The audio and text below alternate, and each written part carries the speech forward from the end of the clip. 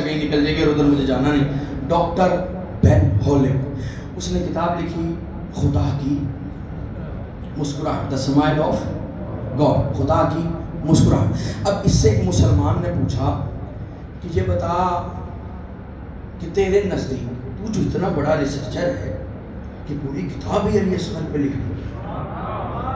اچھا ایک بات میری یاد رکھیے گا, ہمارے یہاں ایک مسئلہ ہے, وہ اکثر کیونکہ یہ دن مناسبت رکھتا ہے جناب علی اصغر سے, تو اکثر ذاکرین اور خطبہ کو میں نے پڑھتے ہوئے خود سنا کہ وہ کہتے ہیں کہ ایک کانفرنس ہوئی تھی لاہور میں اور اس میں یہ بات کہی گئی اور اس پر کانفرنس ختم ہو گئی کہ اس کو تیر لگا جو تیر کھانے کے بعد یہ بھی نہیں جانتا تھا کہ ہنسنا ہے کہ رونا.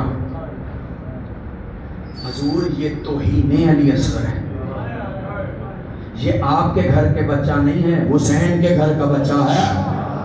نہیں میں دلیل دیتا ہوں. کسی نے عمر ابن عاص سے پوچھا کہ یہ بتا علی کسے کہتے ہیں.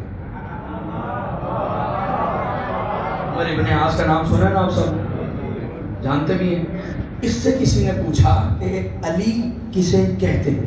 عمر ابن عاص نے کہا علی اسے کہتے ہیں جو محراب عبادت میں روتا ہو, میدان میں ہنستا ہو.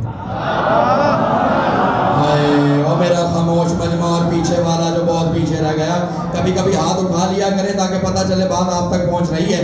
عمر ابن عاص نے کہا کہ علی اسے کہتے ہیں جو محراب عبادت میں, مصلی عبادت پہ روتا ہو, میدان میں مسکراتا ہو. علی اصغر ہے حسین کا لال اور خود بھی علی ہے. یہی وجہ ہے علی اصغر نے میدان میں مسکرا کے